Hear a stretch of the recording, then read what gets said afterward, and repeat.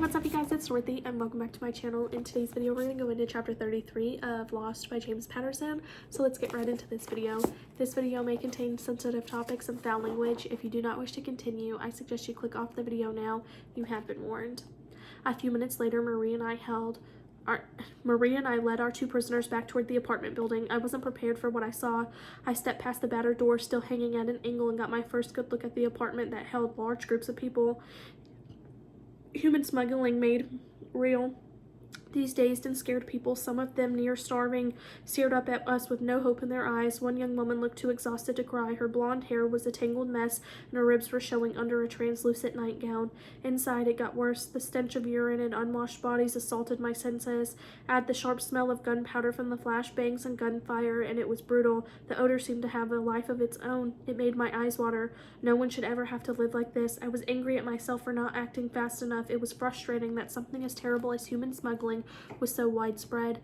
I was also angry at my bosses for not taking it seriously enough. Most of all, I was angry at the smugglers. 3 teenage girls in oversized t-shirts wept on a couch. A young female police officer tried to comfort them. I felt like I was invading their privacy just by glimpsing them in this condition. Marie was clearly respected among the cops. SWAT team members stepped out of her way immediately. One young uniformed officer who had taken part in the raid escorted both of us upstairs.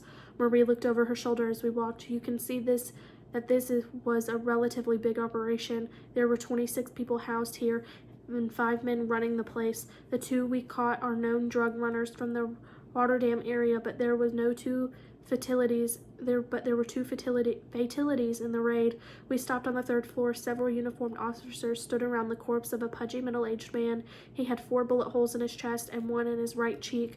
A World War II Walther P38 with the slide locked back sat on the table next to him. The blood from his chest wounds had pooled to a sticky puddle on the hardwood floor. His brown eyes were still wide open.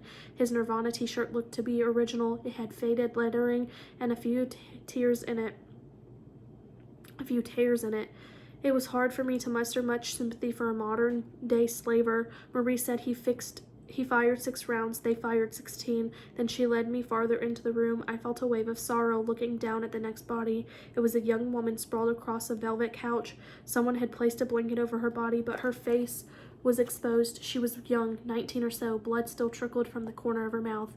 Marie said for some reason the man shot her in the chest before he opened fire on the arrest team. They think she might have run for the door to get away just as he started shooting. In any case, it's a tragedy. None of the cops could even look at the dead girl. I knew what they were thinking, that they had failed her. I felt the same way. I'd seen my share of bodies in Miami, but most of them were criminals involved in the drug trade or in gangs. Somehow, those deaths didn't affect me nearly as much as seeing this one, a young woman whose only crime was wanting to get out of Europe. In the United States, the media doesn't care much about gang violence in places like Chicago and Miami until a bystander is killed, but the subsequent outrage rarely lasts long enough to galvanize the public into helping the police.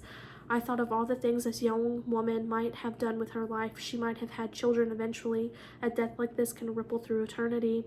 After a minute, I stepped over the edge of the room and sat on a folding chair. My legs felt shaky. Marie pulled another chair close to me and sat down too. Now you see why I'm so obsessed with the smuggling rings. With your help, we can really hurt them. I looked at her and said, hurt them? I want to crush them. That is the end of this chapter. I will see you guys in the next video. Bye.